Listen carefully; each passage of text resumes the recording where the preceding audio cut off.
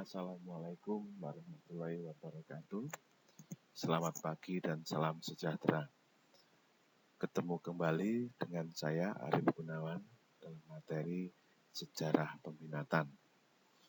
Pada materi yang kedua ini adalah dukungan internasional terhadap kedaulatan Indonesia, yang mana ini sangat diperlukan oleh bangsa Indonesia yang baru saja memproklamirkan kemerdekaan.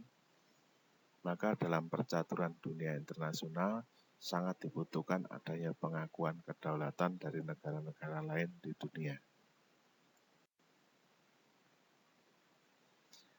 Negara-negara yang mendukung bangsa Indonesia untuk mendapatkan pengakuan kedaulatan ini adalah satu, bangsa Palestina. Yang kedua, Mesir.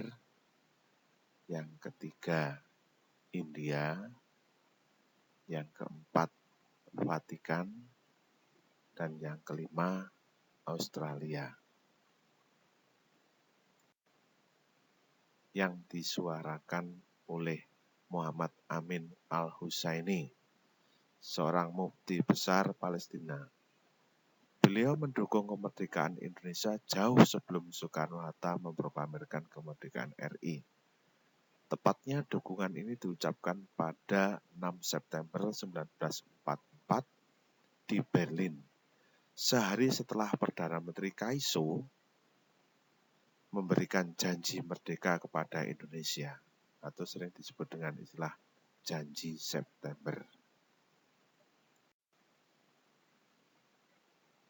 Ucapan selamat kepada Indonesia itu disiarkan melalui radio Berlin yang berbahasa Arab. Berlin adalah ibu kota Jerman, menggunakan bahasa Arab. Kemudian disebarkan melalui harian Al-Ahram. Syekh Muhammad Amin Al-Husseini mendesak kepada negara-negara Timur Tengah untuk mendukung dan mengakui kemerdekaan Indonesia, serta berhasil meyakinkan Mesir, kemudian diikuti oleh Suriah, Irak, Lebanon, Yaman, Arab Saudi, dan Afghanistan untuk mengakui kedaulatan Indonesia. Pengakuan kemerdekaan Indonesia yang dilakukan bangsa Palestina ini tidak hanya bersifat moral, tapi juga material yang dibuktikan dengan sumbangan keuangan kepada Indonesia yang dipelopori oleh Muhammad Zain Hasan, ketua. Jadi gini, saya ulangi lagi, pengakuan kedaulatan Indonesia itu dilakukan bangsa Palestina tidak hanya bersifat moral, tetapi juga material yang dibuktikan dengan sumbangan keuangan kepada M. Zain Hasan, yaitu Ketua Panitia Pusat Perkumpulan Kemerdekaan Indonesia. Yang kedua adalah Mesir. Bagaimana kita melihat prosesnya? A. Seruan untuk mendukung kemerdekaan RI itu juga bergema di Mesir. Waktu itu banyak sekali pemuda Indonesia yang sedang menempuh studi di Mesir, Mekah, dan Baghdad. Mereka membentuk Panitia Pembela Kemerdekaan Indonesia atau PPKI. Pada bulan Oktober, PPKI menyelenggarakan konferensi kerja di Mekah.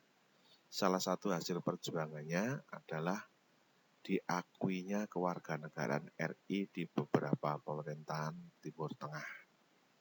Hal ini berarti pemerintah setempat mengakui de facto kemerdekaan Republik Indonesia.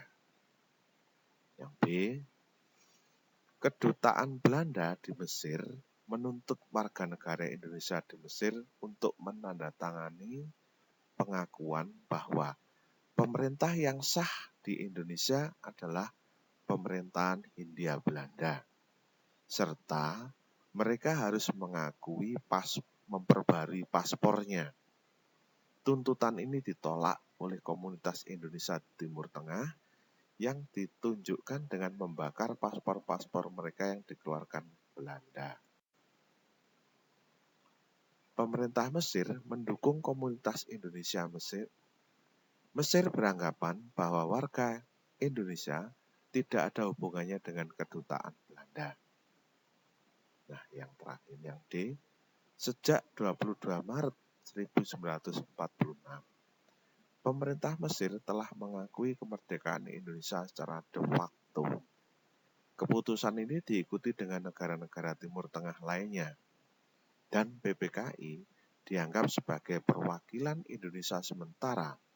Selanjutnya, Raja Farouk memerintahkan Konsul Jenderal Mesir yang ada di Bombay, India, yaitu Muhammad Abdul Munim, menyerahkan dokumen resmi pengakuan kedaulatan pemerintahan Mesir terhadap kemerdekaan Indonesia kepada Presiden Soekarno.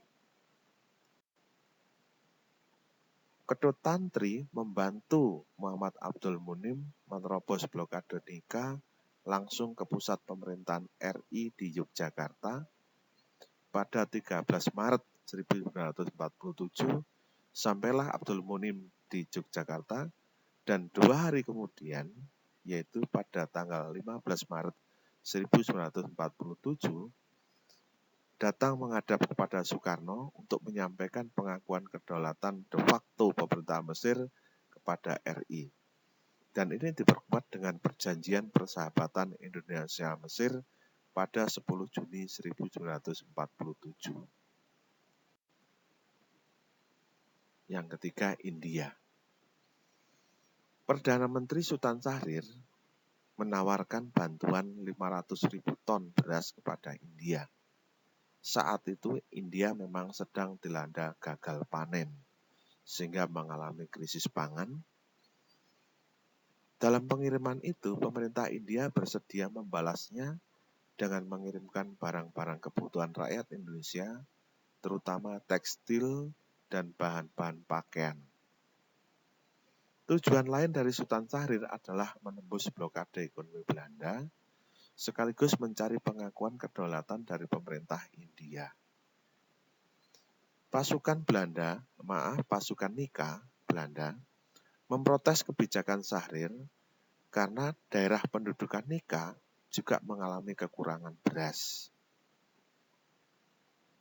Sebetulnya ini akan dilakukan oleh Sultan Syahrir, tapi ditentang oleh golongan militer yang dipimpin oleh Jenderal Sudirman dan Kolonel Abdul Haris Nasution. Pengiriman beras ke India untuk pertama kalinya dilakukan pada 20 Agustus 1946 dari Pelabuhan Probolinggo di Jawa Timur menggunakan kapal milik India. Tawaran beras Perdana Menteri Syahrir ini terdapat 3 aspek penting, yaitu aspek kemanusiaan, aspek persaudaraan, dan aspek politik. Ini disampaikan oleh Dr. Andes Muhammad Hatta pada pidatonya tanggal 23 Juni 1946. Pada 2 September 1946, Perdana Menteri India, Jawaharlal Nehru, memberikan pengakuan de facto kepada Indonesia. Pada tanggal 23 Maret hingga 2 April 1947, diadakan konferensi Asia di New Delhi untuk mempererat hubungan bangsa-bangsa Asia dalam menentang praktek kolonialisme dan imperialisme di dunia, khususnya di Asia. Nah, berikutnya adalah Vatikan. Vatikan adalah sebuah negara kecil yang berdaulat, dekat sekali dengan Italia, dipimpin oleh seorang paus. Dia sebagai pemimpin agama Kristen Katolik di seluruh dunia. Kita lihat sekarang prosesnya. Agama Kristen Katolik masuk ke Indonesia sejak Portugis masuk ke Indonesia. Pada zaman VOC, agama Kristen Protestan juga berkembang di Indonesia. Pada tahun 1904, mata air di Sendang Sono, di Bukit Menoreh, sebagai simbol berkembangnya agama Katolik di wilayah ini. Sejak pembaptisan 171 orang Katolik yang pertama oleh Pastor Frans van Lith.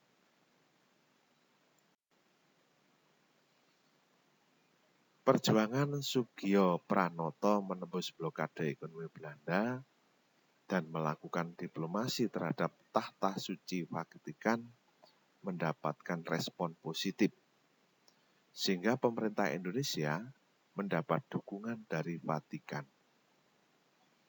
Dukungan Vatikan ini bersifat simbolis, artinya secara moral bangsa Barat yang awalnya bersikap mendukung aksi nikah di Indonesia berubah menjadi netral, bahkan kemudian menentangnya. Secara resmi hubungan diplomatik Indonesia-Vatikan dimulai tahun 1950. Di samping itu ada tokoh Katolik yang ikut berjuang dalam mendapatkan pengakuan kedaulatan, yaitu Albertus Soegio Pranoto. Nah, ini yang terakhir kita lihat bagaimana Australia. Australia adalah negara yang penduduknya mayoritas berasal dari Eropa, tetapi kemudian berpihak kepada Indonesia. Coba kita lihat awalnya. Ketika Jepang menyerbu Hindia Belanda, ini adalah awal Perang Dunia Kedua. Pemerintah Australia saat itu di bawah kendali ALP, yaitu Australia Labour Party atau Partai Buruh Australia. Partai ini beraliran sosialis demokrat yang modern, memberikan izin kepada pemerintah Hindia Belanda untuk memindahkan kantor-kantor pemerintahannya dari Batavia ke Melbourne dan Brisbane. Simpati Australia terhadap perjuangan bangsa Indonesia dalam mempertahankan kemerdekaan ditandai dengan pernyataan dari Menteri Luar Negeri Australia, yaitu Dr. Herbert Everard. Dia menyarankan agar Hindia Belanda dan Indonesia dapat menjadi mitra yang erat dalam mengembangkan dan mendatangkan cara hidup yang lebih baik bagi rakyat Indonesia. Sikap netral Australia untuk melindungi keamanan negaranya dan membantu stabilitas kawasan Asia Tenggara. Pemerintah Australia menghalangi Belanda dalam menegakkan kolonialisme dengan cara tidak memberi bahan bakar kapal perang Belanda, serta tidak mau menaikkan muatan di atas kapal Belanda. Australia juga berperan dalam pembentukan KTN. Jadi pada saat Belanda melakukan agresinya yang kedua, kemudian dihentikan melalui perundingan Renville, untuk pertama kalinya PBB ikut campur tangan dalam masalah ini dengan membentuk Komisi Tiga Negara atau KTN. Di dalam KTN itu, Indonesia justru menunjuk wakilnya, yaitu berasal dari Australia, yang bernama Richard Kirby. Ini tentu saja menggemparkan dunia, khususnya benua Eropa, karena Australia tiba-tiba menjadi salah satu wakil bagi Indonesia untuk duduk di KTN. Australia juga pernah mendesak Amerika agar menggunakan haknya dalam PBB. Kita ingat bahwa Amerika adalah salah satu pemenang Perang Dunia Kedua, juga perintis berdirinya PBB, termasuk yang mempunyai hak veto dalam keanggotaan di PBB. Yaitu desakan ini untuk membebaskan anggota Kabinet RI yang ditawan Belanda ketika terjadi agresi militer yang kedua. Nah, kita lihat pertemuan kedua ini tentu saja juga ada tugas-tugas yang kalian kerjakan. Tolong diperhatikan ini. Jadi ada 6 tugas. Satu, jelaskan beberapa alasan mengapa Palestina dan beberapa negara Timur Tengah mendukung perjuangan Indonesia dalam mempertahankan kemerdekaan.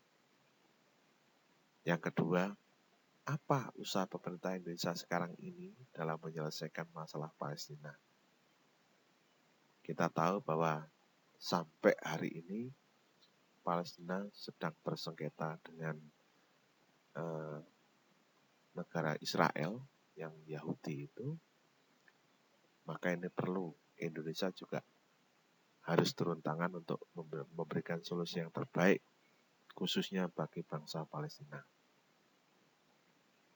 Yang ketiga, bagaimana upaya Abdul Munim untuk menerobos blokade ekonomi Belanda guna menemui Presiden Soekarno di Yogyakarta.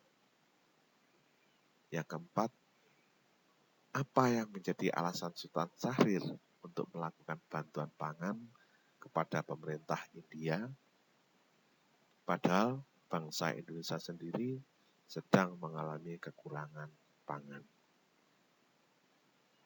Yang kelima, kebijakan apa saja yang dilakukan pemerintah RI dalam melakukan ketahanan pangan setelah melakukan diplomasi beras.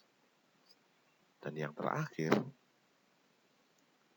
di Australia pernah terjadi satu peristiwa yang disebut dengan istilah Black Armada. Nah, ini coba cari informasi melalui Google tentang apa sih sebabnya, lalu bagaimana prosesnya, dan apa akibat bagi Indonesia, bagi Australia, juga bagi Belanda. Nah, ini tugas yang harus kalian kerjakan seperti biasanya sampai pukul 18.00.